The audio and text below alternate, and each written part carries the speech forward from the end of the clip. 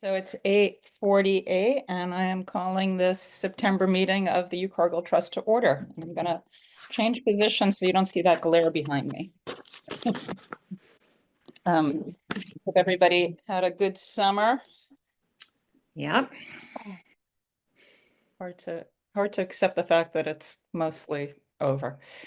Anyway, here we are. All right, the first item on our agenda, where to go, I believe, is to approve our minutes from last month. Thank you, Kristen, for sending those over. Anybody have any changes to them? No, but I just had a question. There was just for my edification. There was a sentence about Shannon sending letters to the recipients. Is that so? What's the content of that letter? I'm just curious as to what happens. Those are for the property tax relief applications.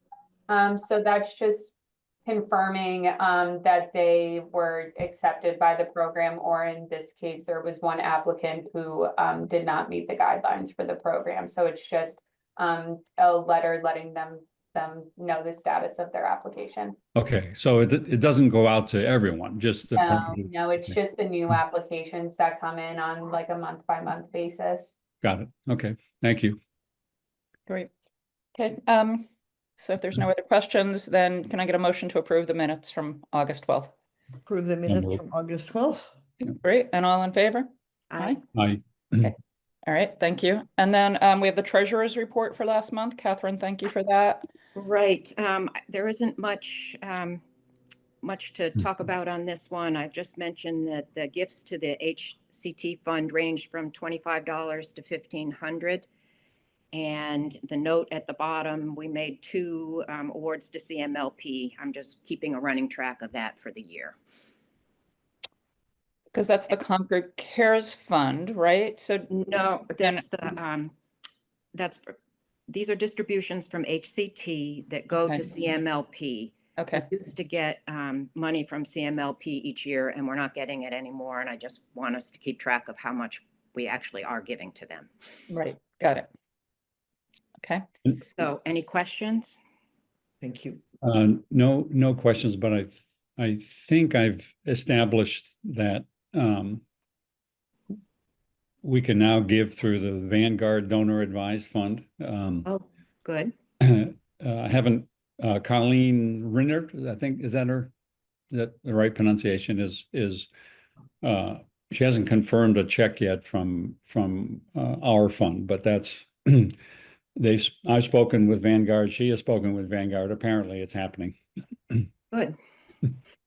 That's great. So it sounds like when we are doing the annual appeal letters, we should mention very clearly that we can accept stuff from deaths. Yeah. Okay. Any other questions on the treasurer's report? Sounds good. So we don't need to approve that, right? We just. Yes, you do need to do. Thank you. Some month it'll all be solid in my head. Can I get a motion to approve this the August treasurer's report? So moved. Approve the August treasurer's report. Okay, and all in favor? Aye. Aye. Okay, thank you. Okay, and then next, property tax relief update. There was one more applicant whose house was just over the limit. So that one, Shannon will be sending out a letter to them to say that they didn't meet this year's criteria, but to apply next year because the assessed values will change. Right. Okay. I think that the next item on here was processing and timing of payments. And I think this came up maybe after you were going through a few months of these, Joe. And just wanted some clarification on, kind of what happens. Is that right? So Shannon, if you can kind of lead us through what happens, that would be useful. Yeah, I think when Joe started in, I think it was June, honestly, the checks have to be signed by the select board chair, and that now is Mark Howell. And in June, the select board chairs also transitioned. So it was Mary Hartman. Mary Hartman was on the select board trip to Japan, and Mark Howell was also on like an extensive vacation. So I think this came up because there was some concern about the amount of time it took to get the checks out. And I would say that that is a pretty, it's rare that it lags that much, but that there just wasn't anything I could really do about that. But the way things work right now is because all of the checks have to be signed by the select board chair. I always see Mark the day after your meetings on Wednesdays. So I pretty much just try to have them flipped for the next day. All right. That sounds like a good plan. Right. But maybe there needs to be some alertness to kind of the transition time in June. I mean, the NI trip is unique. It doesn't happen every year. Yeah, it's not happening every year, but something like, because these are actual checks that are being signed, I always alert Colleen, the treasurer, to on our account to switch the authorized signers. So like I had already had it switched from Mary to Mark. But there was just a strange time where both of them were very unavailable. So I just didn't, I couldn't get them out any faster than I did. But I would say we're always trying to flip these as fast as they can, because I know these requests are time sensitive. Right. I guess it's a townwide issue. It doesn't just affect us, but are there backup signers for situations like that? Yeah, I'm not aware of who it would be. Like I don't think we have anyone else on the account. I wonder if Colleen could be back up as treasurer for the town. I'm not entirely sure. I can speak with her about that to see if it's possible to have a backup, but I don't think like we have a backup listed on the account. Just seems like a good idea, though. Yeah. Right. Given just, the situations that we're trying to help people with and the urgency that many of them are dealing with, given that it's often delayed because of our timing, you would. Yeah, and this is also something that like, I don't know that this has been reviewed in some time, but the select board can often delegate a lot of the I can see them delegating this to someone else is what I'm trying to say. Even if it wasn't a backup, but I can speak with Colleen about why historically this has been the select board chair who signs the check, opposed to like, I know for the trustees of town donations, Colleen writes those checks and signs them. Right. So I don't really know why it has always been the select board, but it's worth checking in with her on that. Right. And Wendy, maybe this is something that you can just, raise awareness of as well with the select board. Yeah, and maybe it's something that Shannon already mentioned, meeting with Mark the day after on Wednesday. So maybe that's something that you can just mention. Right. But I think you're right. We should have some consistency and definitely have a backup. And, if it's another select board member, we could do that as well. That'd be great. Thank you. It's a minor point, but it would also make one less, since we're concerned about confidentiality, right? One less person in the community who knows the names of recipients. Right. That's a good point. But Great. the checks go to the vendors, right? Not to the individuals.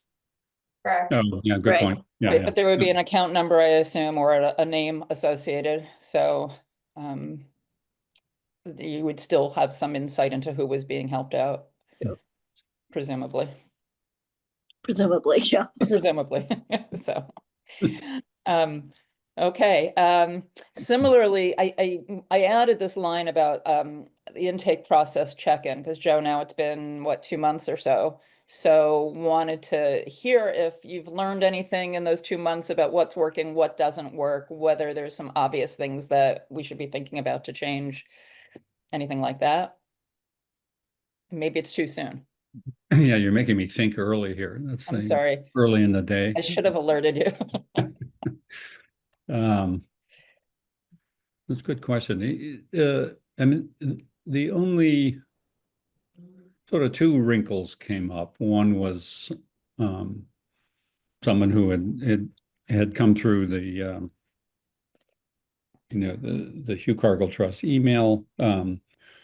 We traded some voicemails, and then I never heard from her again. And I checked back in just to say, hey, I haven't heard from you. Or it I mean, it sounded like a pretty standard case. I've forgotten what the request was, but it was but I don't know if that's a common thing that happens. I mean, there's not much. I don't think there's anything I could have done differently. But I don't know. That's, I mean, you hate to see that happen because there was someone in need, and all of a sudden, and maybe, maybe it's a good story, right? But it's, I'll ask Lucy if that was a common thing, and I would think people are reaching out to multiple sources for help, so yeah. that's likely what happened. Okay. Right, right. The other issue, and I think we've addressed it, and she's on, or the person is on the list, but a request came in late yesterday afternoon. But it sounds urgent, and I mean, it seems to me it's fine, although maybe I'm wrong. It's fine to sort of bend the monthly deadline here. Is that acceptable generally? I think so. I don't know if we ever have really an official deadline, as long as we have it by today to discuss. I mean, Catherine, you've been here longer. Any issue with that?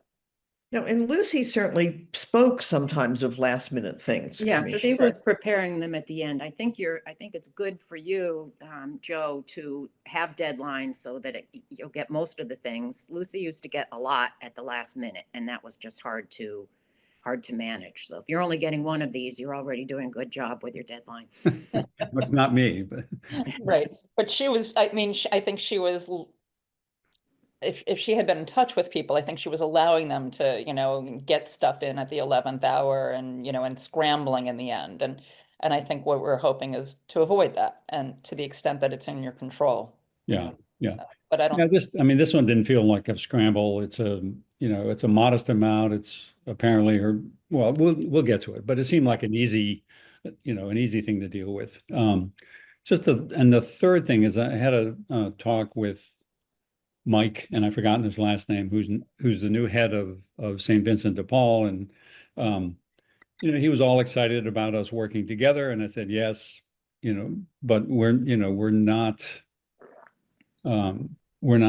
able to share information, and we're not operating like a social service agency. Our job is a little different, and it's to help, but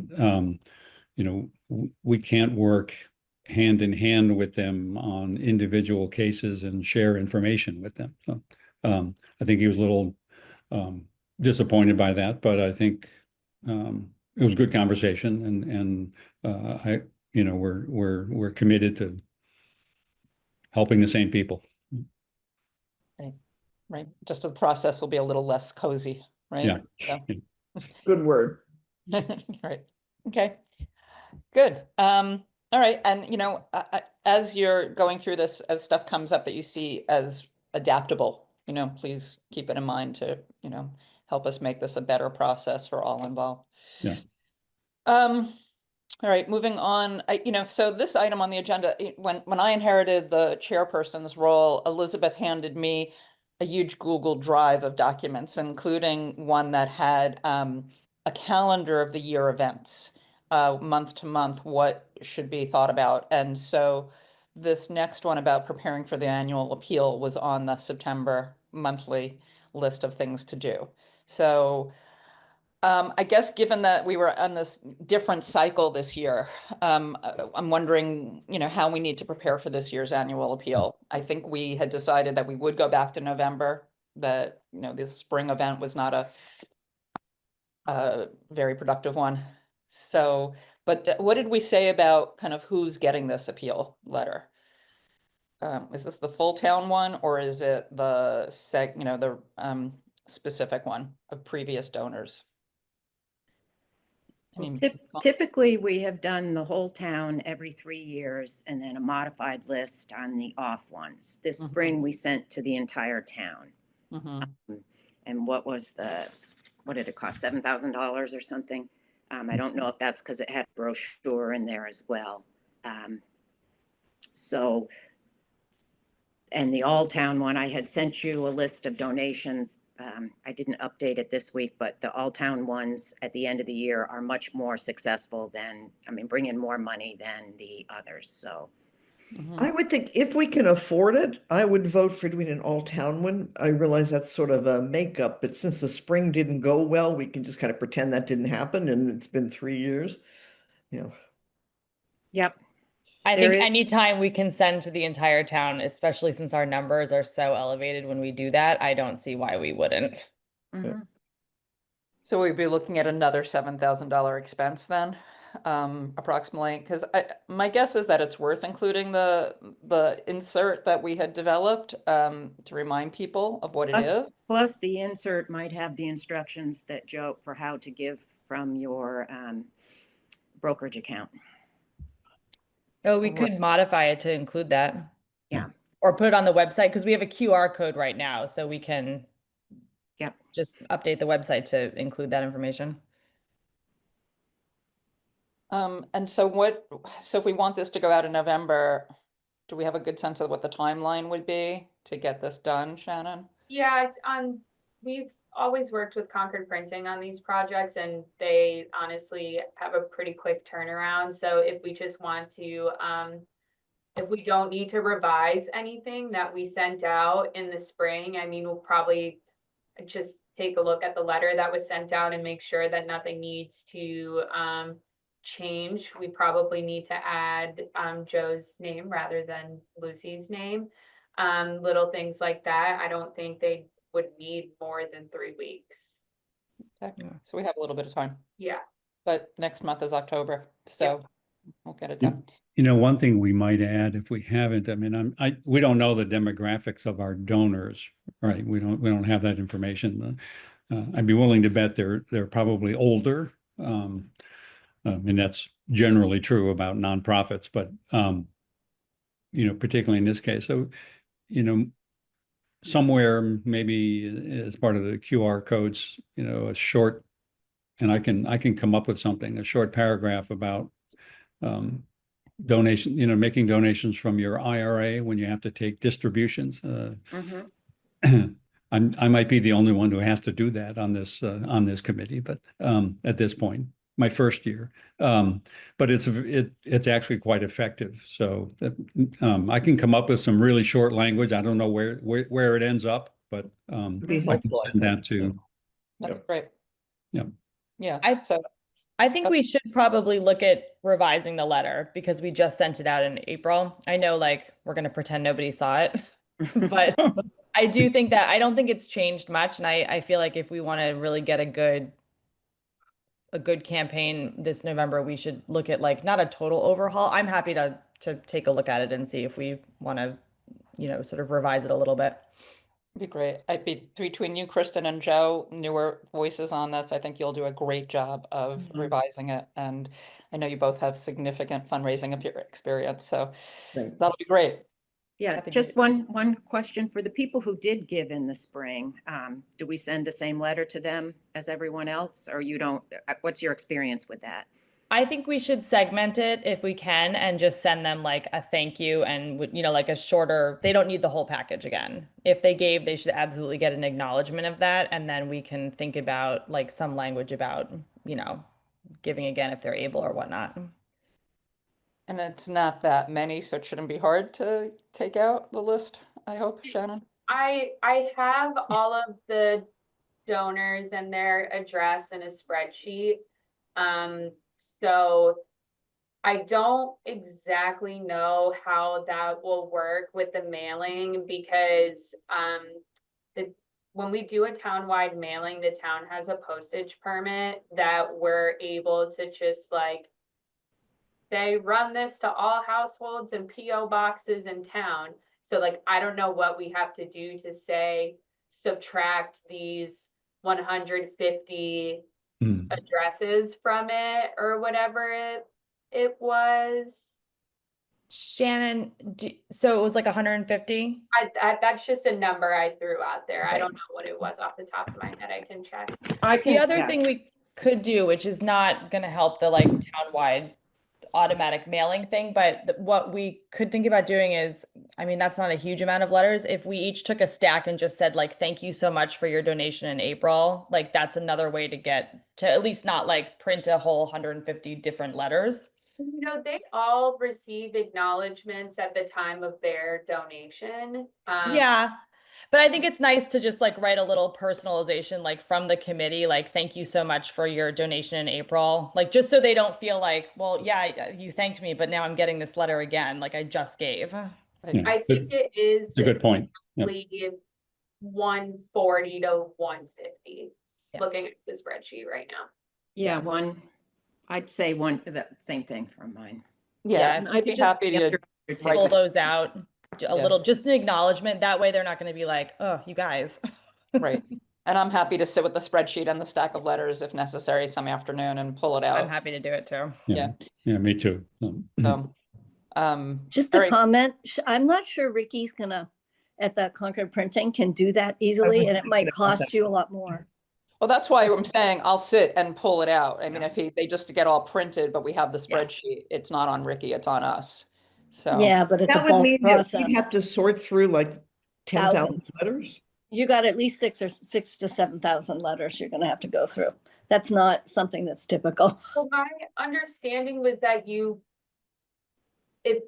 would probably just send everything out to all households, but then the committee would also send these personalized letters to people that already donated. Like if there's just 140 other letters that wind up going out, like I think, Kristen, is that what you were thinking? I was That actually thinking all of just go out, taking you know? like taking the letter, everyone gets the same letter. There wouldn't be 150 additional letters. I'm happy to talk to Concord Printing and see if they can do this. I think this is not an unusual request. We just have to figure out how they can somehow do the bulk run of printing, but if they can just segment out those 100, like it's like at the end of the spreadsheet, right? And so Right. instead of being co-opted into the whole 7 to 10,000, it's like, 7,500, and then we have like an additional 150 that just gets printed as part of the run, but is like a sort of like on top, if that makes sense. Then we just write a quick note. right. That's all. I think it's a post office issue, less Ricky.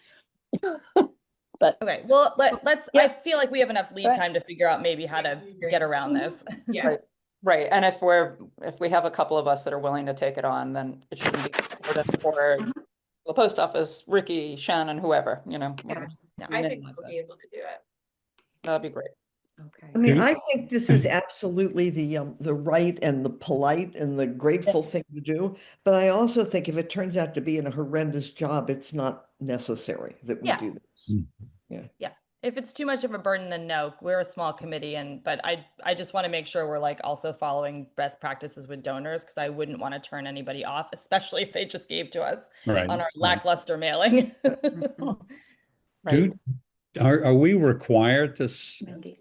to send, I mean, I don't know what the group of 7,000 is, but it seems like an awful lot, and probably the yield from that is quite low. Is there a way to carve that down over time?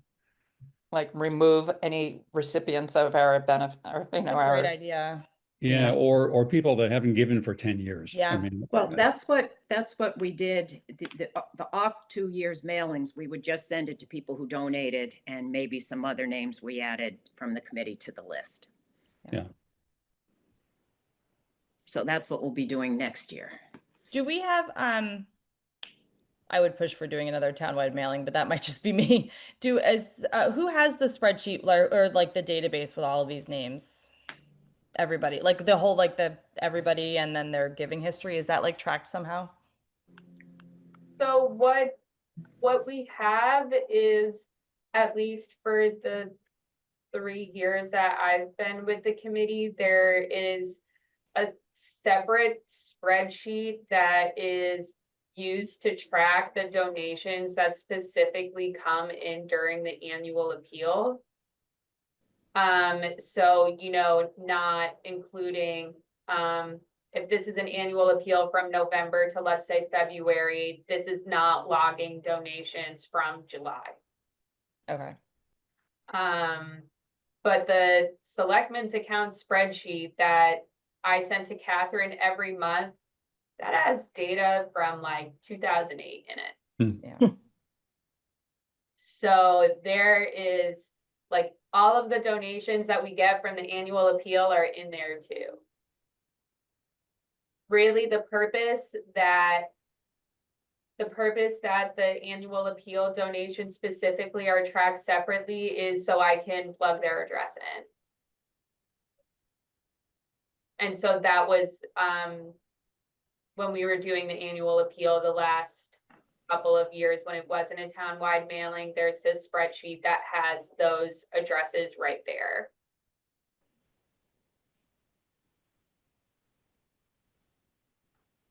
Kristen, do you know if you can drop a spreadsheet like that into, you know, a Bloomerang database and then you know, then be able to sort?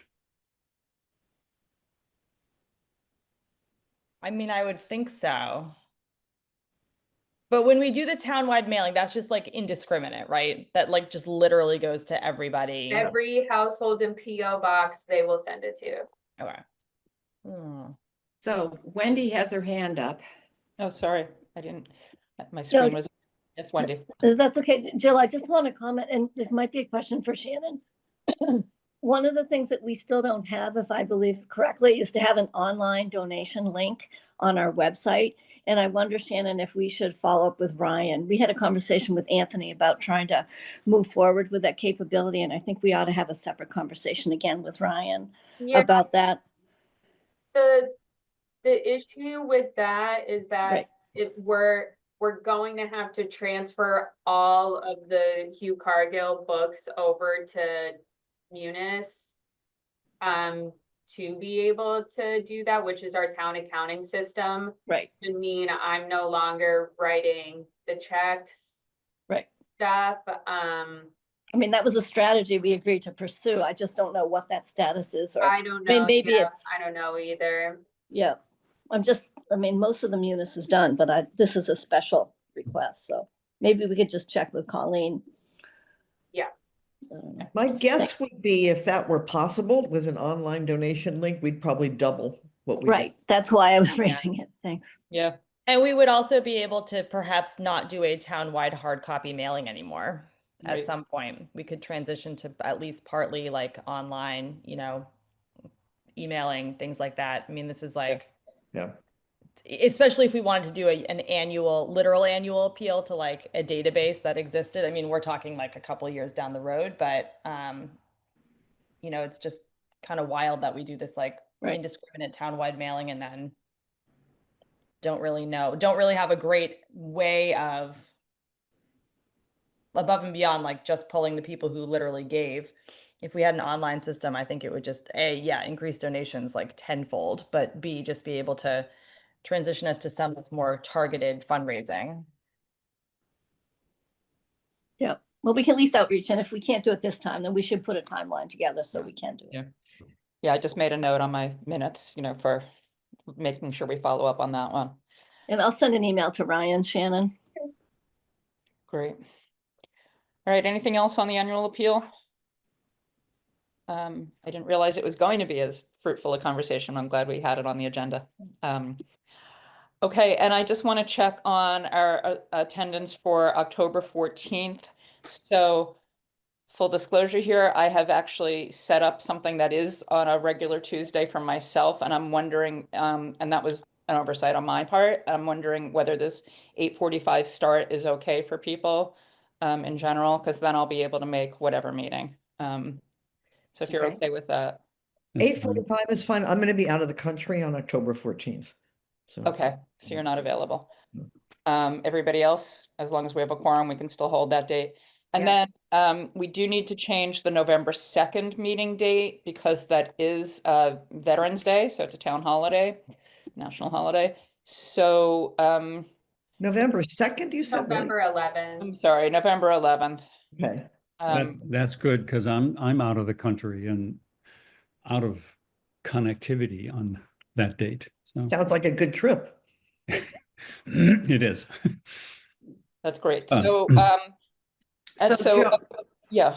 when would Joe be available for the November meeting to have done How his about this? job for that? Either the 6th or the 7th would work. I leave on the 8th. So And I'm out of town, traveling, unavailable the 6th and 7th of November. And the following week is, so we have Election Day in the middle and we have Veterans Day, the first 2 Tuesdays. What about Monday the 3rd or Monday the 10th? Okay. 10th won't work for me. 3rd is fine. Does that work for everybody? Yeah. Monday the 3rd? Because I would just hate having people's requests delayed that long. Right. So 11/3 for the November meeting. And what time would that meeting be? I can do any time that day. Other people, should we keep it at 9 that day then? That's fine. Something. Okay, 9 o'clock on November 3rd. Excellent. Would you And like to have that in person or online? either way, I think with these, for the October one, because of my self-imposed conflict, if we can keep that Zoom, that would be helpful. For the 11 one, the November one, I can do anytime or any place. Should we come together maybe in November? Because that would Would also, help if it could be an option because I have a heavy patient load on Monday and I'll try to make it work, but a little time helps. sure. So a hybrid meeting on November 11th and online only on the 14th. Okay. Yeah. Thank you all for accommodating that. Okay. Just one more thing, the Silent Fund, I have requested from the trustees of donations, half of what they've allocated for us this year. The Silent Fund, has been allocated 28,000 and I requested 14,000. They have a meeting tonight and that money will go towards holiday gifts. That's great. It's amazing to think about holiday gifts now, but I guess it happens really quickly. It does. Okay, anything else while we're all together? Before we say goodbye to Shannon and Wendy?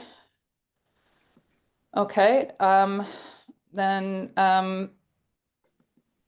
I move that we adjourn to executive session for the purpose of discussing individuals or families seeking assistance, the disclosure of which would be a violation of privacy. Second. great. All right, great. And all in favor? Bye.